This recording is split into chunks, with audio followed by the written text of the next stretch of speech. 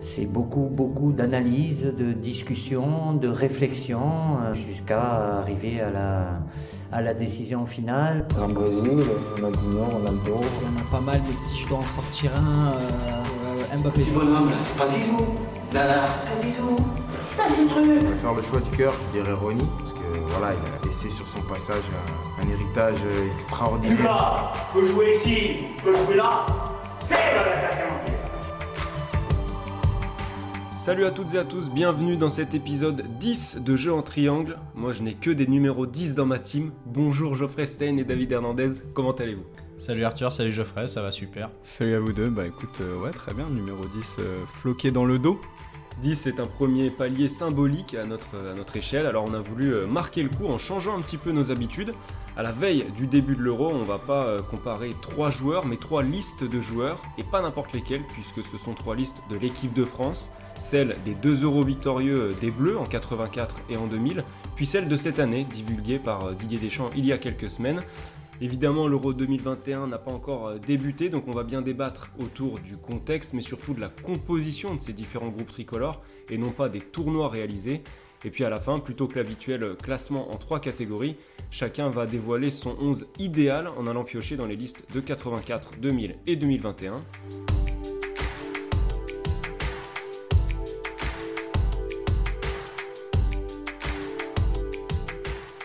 Avant de démarrer, on rappelle qu'on est dispo sur toutes les plateformes, de Deezer à Spotify en passant par Apple Podcast, mais également sur Twitter et Instagram. Les bases sont posées, sortez les VHS, on va remonter un peu dans le temps, c'est parti pour l'échauffement.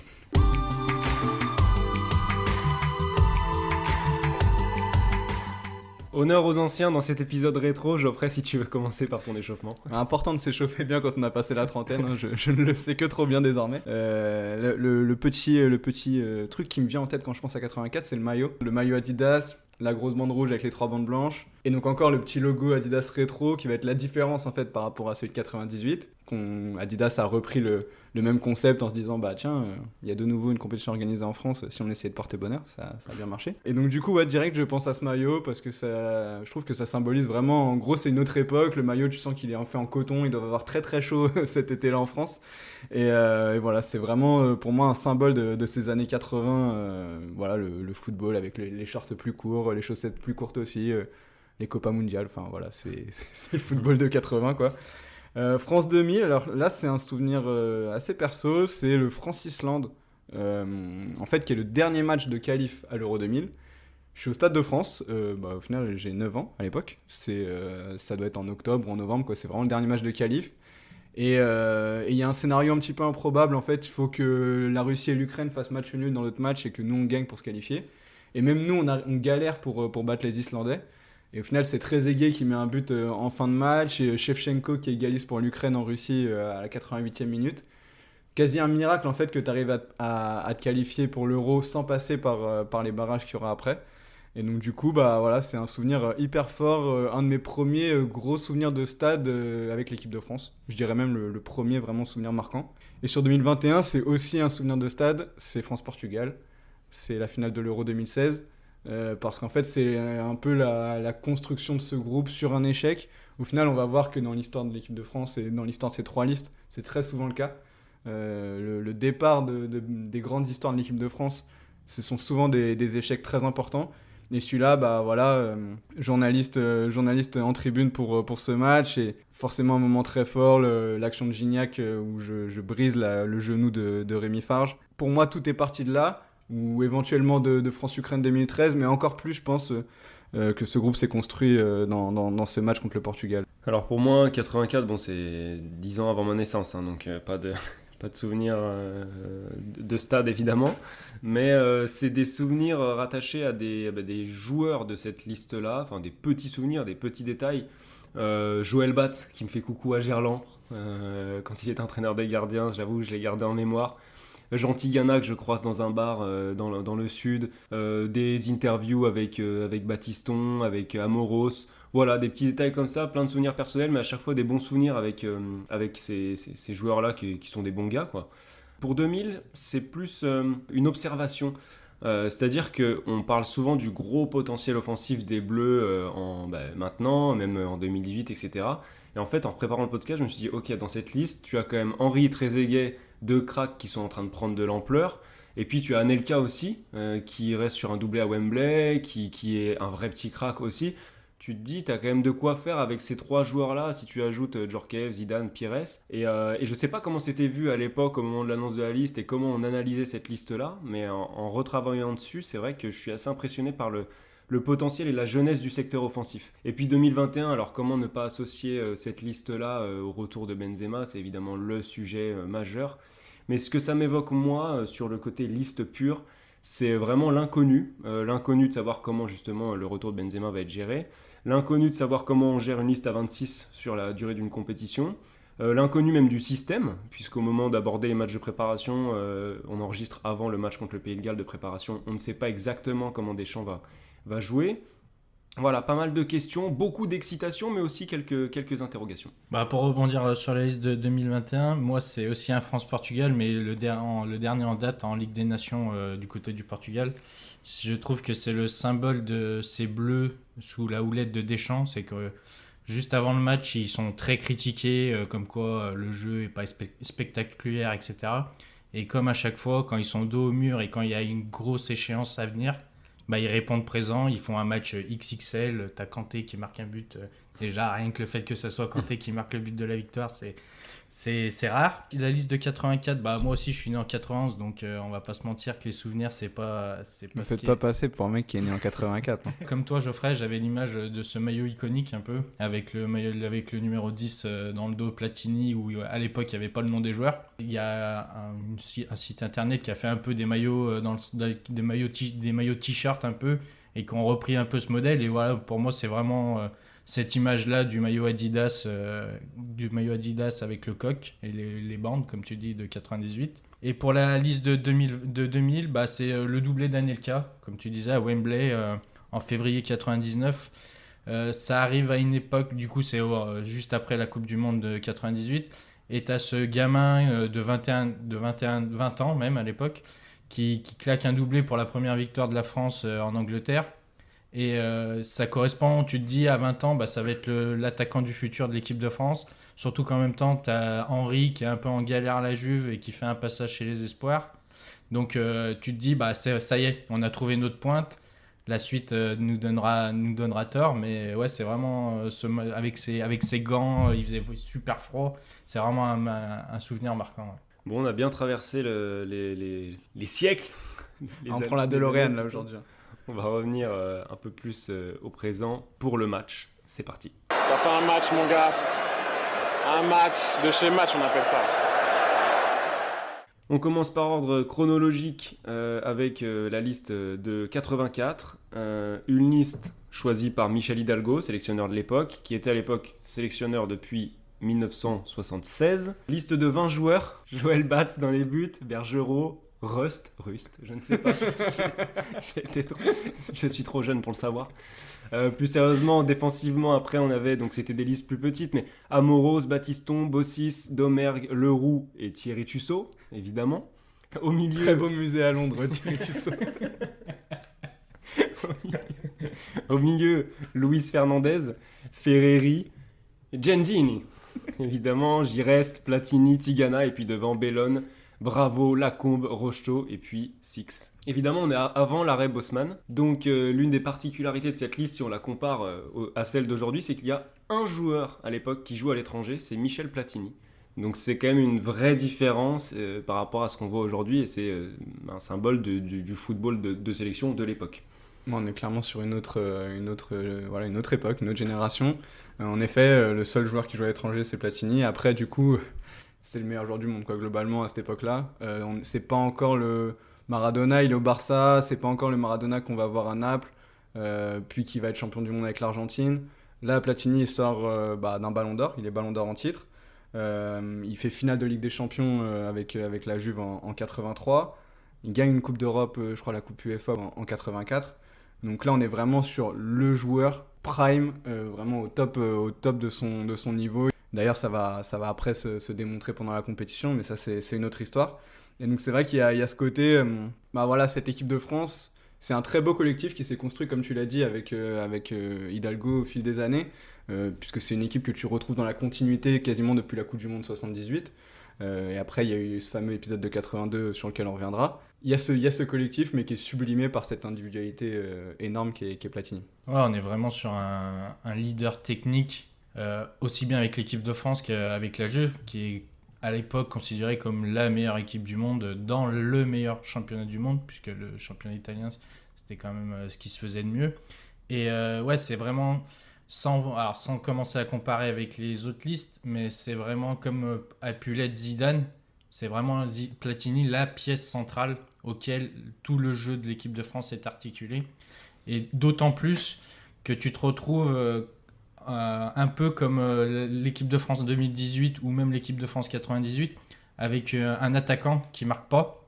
Bernard Lacombe, il est je crois qu'il reste sur 3 saisons à plus de 18 buts avec les Girondins de Bordeaux.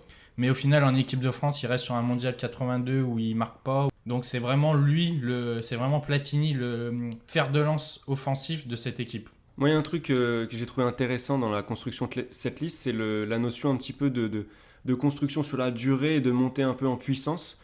Si vous regardez, il y a quand même pas mal de tauliers qui sont là dans cette liste de 84. Vous avez Bossis, Battiston, Platini, Lacombe, Rocheteau et Six qui étaient déjà présents au mondial 78. Tigana, Gires, Gengini qui sont ajoutés lors du mondial 82. Et puis vous avez un peu des joueurs qui montent à côté de ça, avec des Ferreri, Bravo, etc., Fernandez, qui incarnent un petit peu la génération montante. Donc c'est intéressant ce mélange d'expérience et de retouches comme ça avec de la jeunesse. Avec un groupe pas très âgé, on est sur une moyenne d'âge de 27 ans à peu près, autour de ça.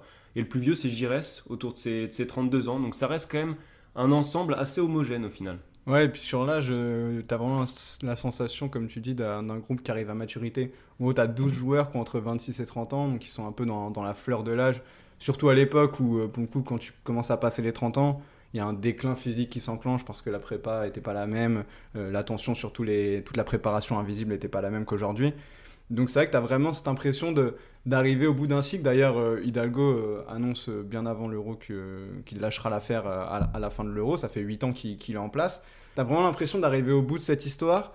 Et en fait, c'est vraiment beau de finir ça en France, sur un tournoi que tu organises sur ton sol, où tu as déjà une relation très particulière, par exemple avec le Parc des Princes. Tu as vécu des matchs très forts au Parc des Princes pour la qualif à la Coupe du Monde 77 contre la Bulgarie, à la Coupe du Monde 78, pour la qualif à la Coupe du Monde 82 contre les Pays-Bas. Là, tu as l'impression qu'en fait, tout se rejoint à un moment pour enfin que cette équipe de France gagne le premier grand titre de l'histoire du pays. C'est aussi la possibilité pas de se racheter, mais de rattraper un peu ce sentiment d'injustice et d'amertume par rapport à ce qui s'est passé durant le Mondial 82, où bien sûr il y a cette fameuse demi de Séville contre la RFA et le fameux attentat de Schumacher, mais pas Mick. Et en fait, ouais, comme on disait, on a ce sentiment de revanche couplé avec un peu cette fin de parcours et cette transition qu'on peut avoir vu avec la retraite internationale de Marius Trésor en 83. Et du coup, tu as un peu un changement de leadership, que ce soit défensivement avec le changement des 3 gardiens qui sont complètement différents de ceux de 82. Et ouais, on est vraiment dans cette transition et dans cet apogée que peut avoir cette équipe de France, Hidalgo, Platini. Et au final, dites-moi si je me trompe, mais c'est au final un peu la première compétition que l'équipe de France aborde dans la peau d'un favori, au final. Parce qu'il y a eu, comme t'en parlais David, cette demi de 82 qui a nourri quand même des regrets, mais qui a aussi montré une montée en puissance. Donc tu es pays organisateur, donc tu as aussi la pression populaire. Et puis tu restes sur une grosse année en termes de préparation, puisque si je ne me trompe pas, c'est 12 matchs amicaux, 12 victoires pour l'équipe de France. Donc c'est un peu la première équipe de France qui aborde une compétition majeure dans la peau vraiment d'un pays très très fort, quoi. Ouais, et puis tu as des grosses certitudes dans le jeu. On parle beaucoup, là comme tu disais, il y a Fernandez qui est un peu une des valeurs montantes de cette équipe. On parle beaucoup après du carré magique. En fait, le carré magique, il va démarrer à cet Euro 84. Il n'existe pas vraiment avant. J'ai regardé, ils ont fait 2 matchs ensemble, 2 titularisations ensemble avant le début de l'Euro.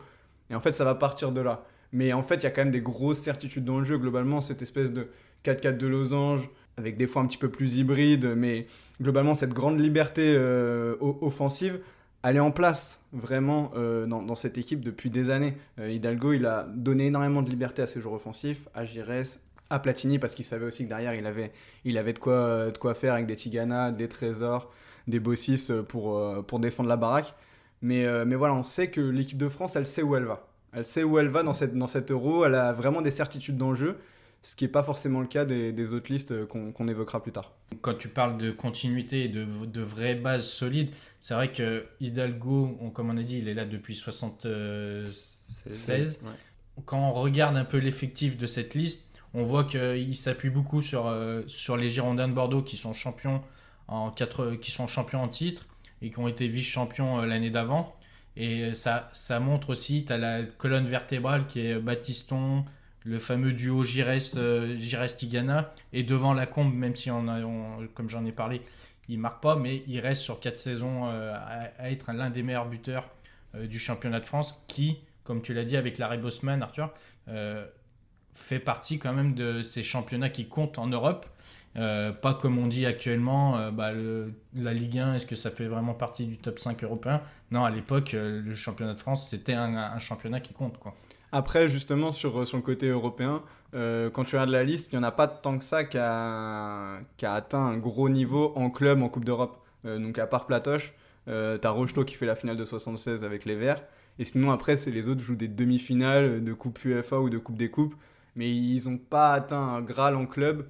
Et finalement, en fait, leur expérience, elle se tire plutôt de ce qu'ils ont vécu avec l'équipe de France en 78, en 82, que ce qu'ils vivent en club au quotidien en se mesurant à des très très grands clubs européens. Ouais, pour préciser ce que tu viens de dire, David, c'est 6 joueurs des Girondins de Bordeaux dans cette liste et 5 joueurs de Monaco. Et je crois que Bordeaux et Monaco, ça se départage à la différence de but, un truc comme ça, le championnat qui précède, donc c'est vraiment les deux clubs forts.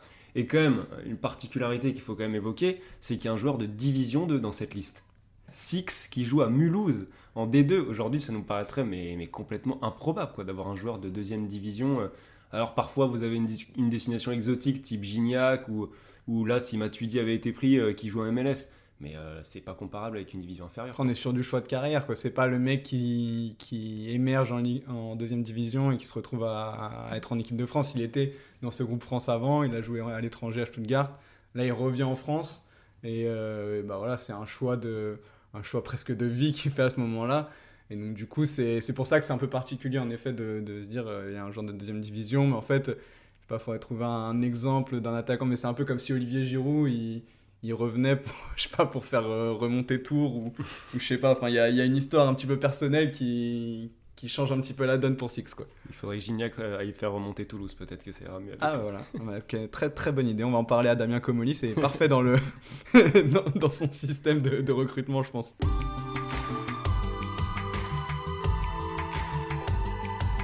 Bon, on va faire un bond en avant de 16 ans pour se retrouver en 2000 pour l'Euro 2000, la liste de l'Euro 2000. Sélectionneur Roger Lemaire, ancien adjoint d'Aimé Jacquet, qui a pris sa succession. On est sur une liste de 22 joueurs. Vous les connaissez peut-être un peu plus que ceux de 84. Barthez, Lama, Ramé dans les buts. Blanc, Candela, Desailly, Leboeuf, Lizarazu, Thuram derrière. Au milieu, de l'expérience et un peu de jeunesse avec Deschamps, Carambeu, Mikou, Petit, Pires, Vieira et Zidane. Et puis devant, du crack, en veux-tu, en voilà, Anelka, Djorkaeff, du Gary, Henry et Trezeguet. Alors pour le coup, on parlait un peu de base pour 84 par rapport à 82. Là, entre 98 et 2000, c'est simple, il y a 4 changements. 18 champions du monde sont de cette liste de 2000. Les seuls changements, c'est Charbonnier, Diomède, Bogossian et Guivarch qui ont sauté. Et Ramé, Mikou, Anelka et Wiltord qui sont arrivés. On ne peut pas faire mieux en termes de continuité. Ah, clairement, là, on est complètement dans la continuité. En même temps, c'est compliqué de bouger un groupe qui a été champion du monde et qui arrive à maturité. Là aussi, on a un sentiment de plénitude. Tout à l'heure, je parlais de 12 joueurs entre 26 et 30 ans. Là, c'est exactement la même chose. Et en fait, au-delà même de cette Coupe du Monde 98, tu as 12 joueurs qui étaient à l'Euro 96. L'Euro 96 qui est vraiment la compétition de la reconstruction pour l'équipe de France post-drame, entre grands guillemets, 93, France-Bulgarie, Kostadinov, voilà, on ne refait pas l'histoire. Donc tu as déjà 12 joueurs qui sont à cet Euro 96 et qui sont encore à l'Euro 2000. Sur une période de 4 ans, avoir cette continuité-là, c'est quand même assez rare en sélection. Donc ouais, on est vraiment sur un groupe qui se connaît parfaitement sur le bout des doigts. Et voilà, ça se retrouve voilà, dans ce qu'ils font depuis quelques années au haut niveau. Tu parles un peu de l'âge de la maturité, mais au final, quand tu regardes un peu, les cadres sont quand même plus dans la trentaine. Deschamps, Djorkaeff, Desailly, c'est à 32 ans, t'as Blanc à 35 ans. Donc tu aurais pu te dire, bah, c'est quand même des cadres, il faut peut-être penser au renouvellement, penser à l'après. Mais au final, c'est des joueurs qui sont en pleine possession de leurs moyens et qui n'ont peut-être pas, à la différence d'aujourd'hui où tu as une succession de matchs qui fait que tu aurais peut-être plus de difficultés à enchaîner les performances de haut niveau. À cette époque-là, tu es quand même encore à avoir assez de repos pour pouvoir enchaîner. Au final, tu te retrouves avec des joueurs en plein prime, avec Zidane qui est encore en dessous de la trentaine, et des joueurs cadres, des vrais leaders de parole, parce que du coup, Deschamps, Desailly, c'était vraiment les leaders vocaux de ce groupe. Et je trouve que tu as le parfait mélange avec ces jeunes attaquants comme Henry, Anelka et Trezeguet qui ont été là en 98, même si Anelka est resté sur la touche au moment du passage de la liste à 22. Ouais, tu parlais de mélange aussi dans les influences footballistiques, on va dire, parce qu'au contraire, donc de 84, vous avez un joueur qui évolue à l'étranger. Là, il y en a 14, dont toute la défense. Et on parlait beaucoup de l'influence de la Serie A, c'est souvent revenu dans les reportages autour de l'Euro 2000, puisque vous avez un joueur de l'Inter, un joueur de la Roma, vous avez la Juve, Parme, etc. Mais il y a aussi la Première Ligue, 3 joueurs d'Arsenal, 3 joueurs de Chelsea, également le Bayern, Kaiserslautern pour Djorkaeff. Donc ça fait quand même un vrai melting pot au final de culture footballistique au quotidien pour ces joueurs-là. Et donc ça a représenté, là pour le coup ça a été bien utilisé et ça a représenté une vraie force pour les Bleus. Ça, ils le disent clairement, les joueurs, que c'est le passage à l'étranger pour beaucoup d'entre eux qui leur a permis de passer ce cap en termes de professionnalisme, d'envie de gagner surtout, d'envie de gagner au quotidien, parce que les clubs français se comportent de manière professionnelle, mais ce petit truc en plus que tu peux retrouver typiquement en Serie A, ce désir de gagner le moindre petit jeu à l'entraînement, ça les joueurs le disent beaucoup, et ça les a aussi confrontés au très haut niveau au quotidien. Il y en a 10 du coup dans cette liste qui ont déjà gagné une Coupe d'Europe, 5 qui ont déjà gagné avec des champions, et en plus tu en as 7 qui ont joué au moins une finale de Coupe d'Europe. Tu arrives en gros à 17 joueurs qui ont cette expérience d'avoir joué des très très très grands matchs, en plus de leur victoire en Coupe du Monde. Donc en fait là ils arrivent à l'Euro, il peut rien leur arriver. Dans un sens, il peut rien leur arriver parce qu'ils ont déjà tout vécu. Pour la plupart, ils ont déjà tout vécu. Et même ceux qui sont un peu plus jeunes, ils ont aussi cette expérience. Comme tu le dis, ils sont déjà là en 98. Les Pat Vieira, les attaquants, ils sont déjà là en 98. Donc en fait, tu as l'impression que ce groupe, il est en maîtrise totale de ce qu'il peut faire, quoi. Tu parlais de ce passage à l'étranger vers plus de professionnalisme, mais aussi plus de confiance en soi et de confiance en ses qualités. Et je trouve qu'en 2000... c'est vraiment ce qui différencie de 98, où 98, en fait, tu arrives, tu es en pleine reconstruction, tu joues à domicile, donc tu as l'espoir d'aller jusqu'au bout et de décrocher cette première étoile. Mais là, quand tu arrives aux Pays-Bas et en Belgique, ce que tu veux, c'est faire ce doublé, ce qui a jamais été fait avant. Et mentalement, tu es prêt à ça. Et c'est peut-être aussi ce qui fait la différence avec 2002, c'est que tu avais cette confiance en soi et ce sentiment de puissance, mais sans se voir trop beau en fait. Et après, ce qui est paradoxal, c'est qu'au final, cet Euro, on a failli pas le jouer, comme tu le disais Geoffrey, quand tu étais au stade, c'est qu'on est passé à 15 minutes de rester à la maison et de dire on a gagné la Coupe du Monde, mais on n'est pas là, on n'est pas présent pour ce qui se passe derrière, quoi. Ouais, même s'il y aurait eu un barrage quand même, peut-être. Il y aurait eu un barrage, ouais. Ouais, il y aurait eu un barrage, donc tu conserverais quand même tes chances. Mais c'est vrai que c'est le paradoxe. Entre ce côté, il faut s'arracher et attendre un concours de circonstances absolument fou, alors que tu débarques à l'Euro 2000 avec le statut de meilleure équipe du monde à assumer en fait. Et alors là, c'est une vraie interrogation, peut-être que vous allez pouvoir m'éclairer là-dessus, mais autant en sortie de l'Euro, on a dit ce tournoi, c'est certainement le plus abouti dans le plan au niveau du jeu de l'équipe de France. Est-ce que cette équipe-là, elle était complètement rodée collectivement avant d'entamer la compétition? Moi, j'ai du mal à... Non, vraiment pas, parce que par exemple, tu regardes sur 99, il y a des matchs où par exemple tu gagnes 1-0 en Andorre sur un penalty de Leboeuf à la 90e minute de souvenir. Enfin, on est quand même dans une recherche stylistique bien moins élaborée qu'en 84. Et en fait, ça se voit parce que j'ai parlé tout à l'heure du carré magique de cette équipe de 84 qui était au milieu. En fait, le carré magique de 2000, c'est la défense. Ouais. C'est la défense à laquelle tu peux ajouter Barthez, mais c'est ce quatuor Lizarazu, Desailly, Blanc, Thuram, qui est indécrottable, qui est hyper dur à passer parce que en fait, il est d'une complémentarité incroyable, des latéraux qui sont hyper complets, d'ailleurs beaucoup plus complets presque, je trouve, que ce qu'on peut voir aujourd'hui. Notamment à droite, oui. Et la complémentarité de la charnière Blanc-Desailly, bah, voilà, elle est incroyable.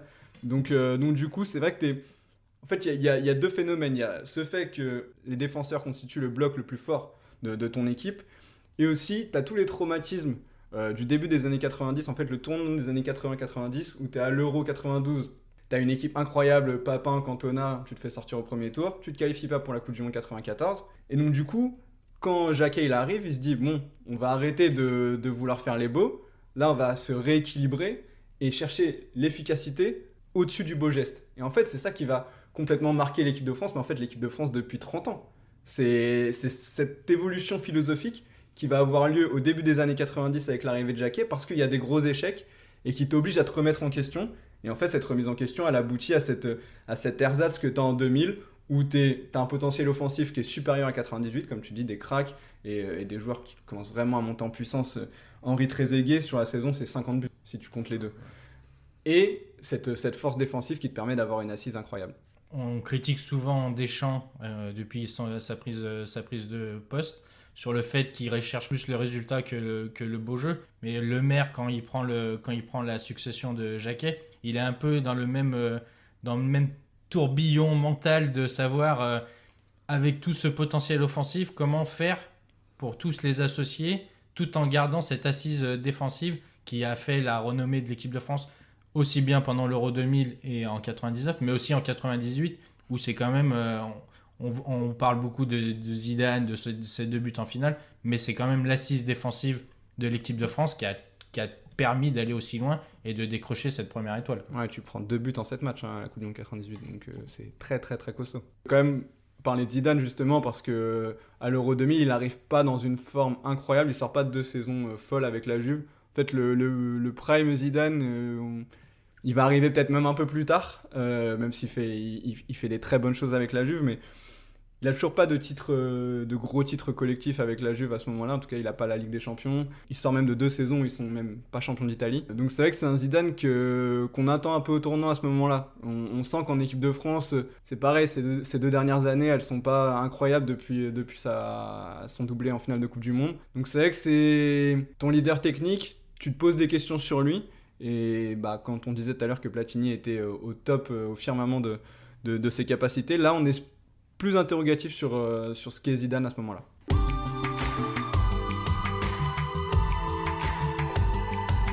On va passer à 2021, on fait encore un joli bond en avant pour arriver à l'histoire un peu plus contemporaine de l'équipe de France. Liste donc de 26, liste élargie donnée pour cette Euro 2021 par Didier Deschamps, qui lui est en place depuis 2012. Bon, là on est sur du contemporain, donc je vais pas vous refaire les 26 noms, je pense que tout le monde les a à peu près en tête, ça va être un petit peu long. Sur fff.fr, ça va assez vite. Voilà, bon, juste, évidemment, les arrivées de Marcus Thuram dans cette liste, de Jules Koundé, mais aussi et surtout de Karim Benzema, c'est l'information numéro 1, le fait marquant de cette liste-là, et la plus grosse surprise dans les listes de l'histoire de l'équipe de France. C'est-à-dire que ça, personne ne l'attendait jusqu'à 3 jours avant, enfin 24 heures avant l'annonce même. Mbappé, Griezmann, Benzema, ça nous fait saliver rien que d'y penser. C'est comment réussir à les faire cohabiter tout en gardant cette fameuse assise collective que Deschamps a réussi à mettre en place depuis sa prise de fonction. Ça reste le gros point d'interrogation, mais clairement, quand on y pense, on en salive d'avance, quoi. Là, c'est le trio offensif le plus excitant de l'histoire et peut-être tout pays confondu. Là, sur le papier, oui, c'est compliqué d'avoir plus beau. On parlait de 2000, mais en fait, la comparaison, elle est presque plus intéressante avec ce qui se passe après en équipe de France, avec 2002 et 2004. Je me souviens de 2002. Ouais, on dit vraiment c'est Cissé, Trezeguet, Henry. Voilà, en gros, ils sont tous les 3 meilleurs buteurs de leur championnat. Je crois que Cissé est meilleur buteur de Ligue 1, Henry meilleur buteur de Première Ligue et Trezeguet meilleur buteur de Serie A. Et tu te dis, bah, ça va rouler sur tout le monde. Après, il y a tout un contexte autour de cette Coupe du Monde 2002. C'est pas parce qu'on avait ces 3 attaquants-là qu'on n'a pas réussi à performer. Mais c'est vrai que ça pose question. Et encore une fois, c'est certainement, pour le coup, la compétition où tu arrives avec le moindre repère. Intégrer un joueur comme Karim Benzema, par lequel vont passer beaucoup de choses pendant cette compétition, forcément, par ce qu'il représente, par ses qualités, sans qu'il ait joué avec cette équipe pendant 6 ans. Là, Mbappé, il le découvre pendant ses entraînements. Voilà, Griezmann, il a joué un petit peu avec lui, mais c'était pas le même Griezmann. Enfin, là, il faut vraiment arriver en l'espace de 3 semaines à trouver les solutions pour faire performer cette équipe. Et en plus, c'est vrai que tu n'as vraiment que 3 semaines, parce que tu vas commencer l'Euro en jouant l'Allemagne et en jouant le Portugal dans ton groupe. Donc du coup, il va pas falloir se tromper. Et là, c'est un vrai défi pour Deschamps. Et je trouve que, même si c'est ultra excitant, c'est un risque énorme par rapport à ce qu'il avait réussi à construire. Bah, c'est vrai qu'on s'attendait pas du tout, il y a encore quelques mois, à avoir à gérer un chantier aussi énorme en fait en équipe de France. C'est-à-dire que là, je rappelle qu'on enregistre le jour de France-Pays de Galles, premier match de préparation. Sur la composition annoncée de ce soir, on est sur un losange. Moi, je regarde cette composition-là, je me dis, ok, je vibre, mais je me dis, comment ça va vraiment se mettre en place ? Est-ce que Paul Pogba, il faut quand même rappeler que les numéros 8 sur les côtés, comme ça, d'un milieu en losange, c'est extrêmement demandeur en effort défensif. Est-ce que Paul Pogba va être prêt à faire ça alors qu'on connaît son importance dans la construction du jeu ? Est-ce que Tolisso, bon ce sera canté plus tard, est-ce que Tolisso est vraiment fait pour jouer en sentinelle ? Il y a plein de questions qui se posent comme ça qu'on n'aurait jamais imaginé se poser il y a encore quelques semaines. Faut pas oublier aussi qu'il y a eu une assez large revue d'effectifs par rapport au Mondial 2018. Ça aussi on l'imaginait pas forcément et ça aurait pas été aussi vrai si l'Euro s'était disputé en 2020. Il y a 9 champions du monde qui passent à la trappe, donc c'est pas loin d'être la moitié de la liste. Donc ça aussi c'est une vraie interrogation, surtout que parmi ceux qui sont passés à la trappe, vous avez par exemple Umtiti qui était titulaire. Voilà, en plus de ça, Giroud qui était aussi titulaire, qui là arrive sans repère, sans rythme, puisqu'il ne joue plus, il a presque pas joué de la saison. Beaucoup d'interrogations. Ouais, après on est sur un renouveau, mais on est quand même sur un renouveau avec des joueurs qui sont quand même là depuis l'après-Coupe du Monde 2018. C'est quand même beaucoup de joueurs qui sont là depuis 2 ans ou qui ont loupé la Coupe du Monde comme Coman parce qu'ils étaient blessés. Et quand tu regardes un peu le détail des joueurs, tu en as 16 qui sont entre 0 et 39 sélections. Ça fait pas beaucoup de sélections, tu as l'impression qu'il n'y a pas beaucoup d'expérience, mais c'est quand même paradoxal parce que c'est des joueurs qui ont au final beaucoup de vécu dans ce groupe, qui savent quelles sont leurs places et qui renvoient aussi à ce fait qu'on dit souvent que Deschamps a son noyau dur et que ça montre aussi que des Tolisso ou des Lemar, des Kipembe qui sont là depuis, on va dire 2017, ils ont moins de 40 sélections, mais ils ont presque tout connu avec l'équipe de France. Ouais, clairement. En fait, je trouve que c'est une des forces de Deschamps. On disait tout à l'heure, l'Euro 2000, on pouvait imaginer qu'il y ait un plus grand turnover pour rajeunir un petit peu les troupes, etc. Je trouve que la force de Deschamps, c'est d'arriver à faire que ses effectifs sur les grandes compétitions, ça se régénère en permanence. T'as l'impression qu'il a le regard sur la compétition et aussi sur celle d'après et éventuellement même sur celle d'encore après. Là, t'as 11 joueurs qui ont moins de 25 ans. Enfin, 25 ans ou moins. 11. Et pourtant, t'as l'impression d'aller avec une équipe qui est prétendante au titre. Tu vois, t'y vas pas en te disant là, on prépare la Coupe du Monde 2022, on prépare l'Euro 2024. Non, là, t'y vas en favori et t'y vas pour le gagner. Donc, du coup, je trouve que c'est très très fort. Et après, il bénéficie aussi d'un réservoir aujourd'hui qui est exceptionnel.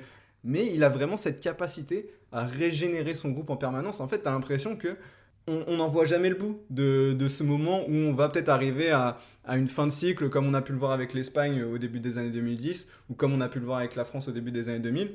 Voilà, là, tu as l'impression d'être tout le temps en train d'avancer, en train de te renouveler. Et ça, c'est la très très grande force de Deschamps. Et je pense que le fait d'avoir vécu l'Euro 2000 et ce qui s'est passé après un peu de l'intérieur, même si lui, il a pris sa retraite avant la Coupe du Monde 2002, je pense que ça l'aide à avoir ce recul pour enclencher ce mouvement perpétuel. Moi, j'ai une ou deux interrogations, c'est notamment Nzonzi n'est pas là. Qui est-ce qu'on a comme profil à la Kanté derrière lui ? Si tu joues avec une seule sentinelle, Non, Tolisso, c'est pas une sentinelle pour moi, je l'évoquais plus tôt, c'est pas vrai. Donc je trouve que ça manque, en plus dans une liste élargie pour le coup, donc tu peux prendre des joueurs quoi.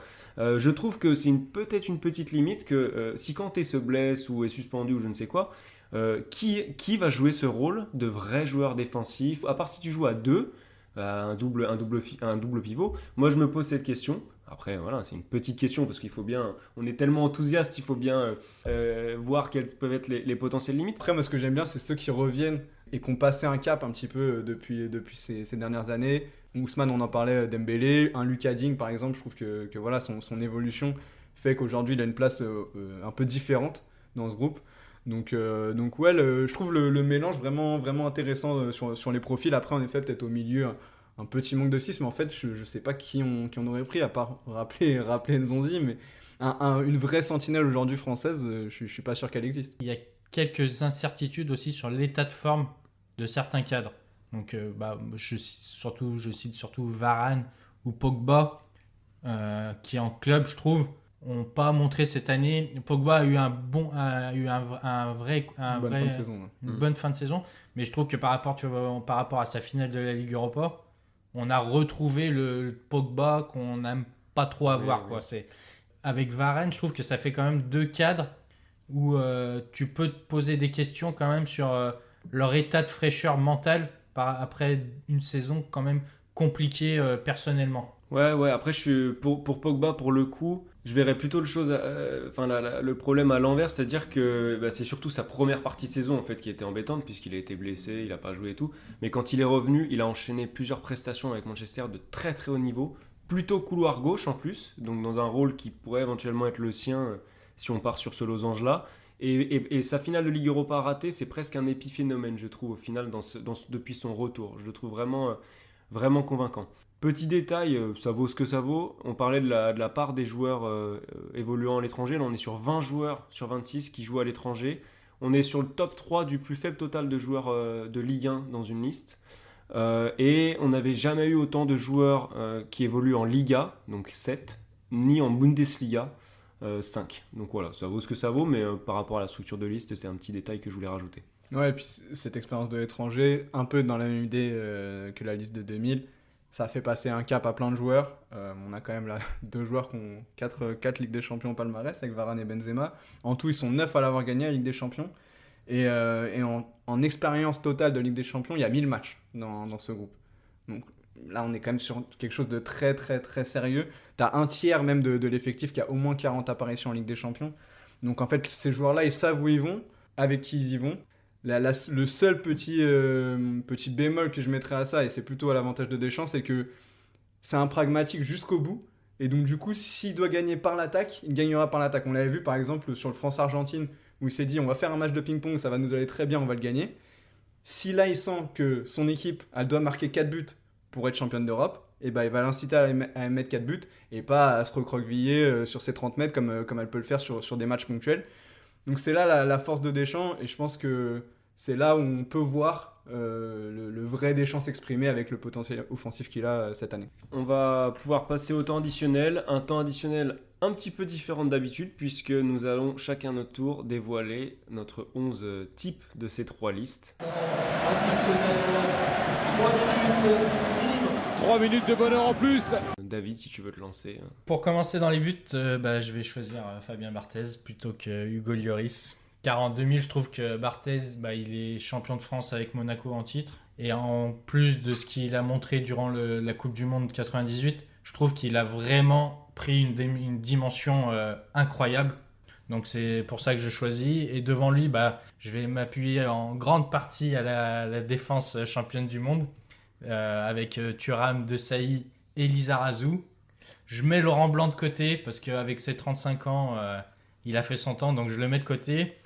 Et pour faire un peu honneur à la génération 84, je vais mettre Maxime Bossis, qui est un peu dans ce même registre, fort balle au pied, à côté d'un Desailly, beaucoup plus dans l'impact physique. Au milieu de terrain, difficile de se passer de notre ami N'Golo Kanté, qui vient d'être champion d'Europe avec Chelsea.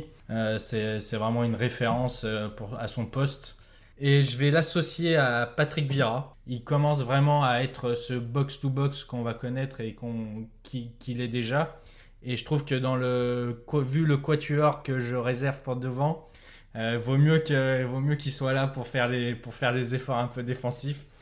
Car devant, sur la première ligne 2-3, je vais mettre Mbappé à droite, Platini en numéro 10 et notre ami Zinedine Zidane sur le côté gauche comme au Real Madrid, avec devant Karim Benzema. Il y a 3 profils vraiment semblables avec Zidane, Platini et Benzema, très forts avec le ballon et moins dans la percussion. Mais je trouve que le quatuor peut tellement se modifier et permuter à foison que voilà, je choisis ces 4-là. Alors moi je vais avoir un gardien différent, puisque ce sera Hugo Lloris. C'est le meilleur gardien de l'histoire de l'équipe de France, donc il n'y a pas trop de débat à mon goût à ce niveau-là. Derrière, j'ai failli faire comme toi, enlever un élément de cette fameuse défense Thuram, Desailly, Blanc, Lizarazu. Mais finalement je la garde parce qu'elle a été trop forte en 98, elle est impériale.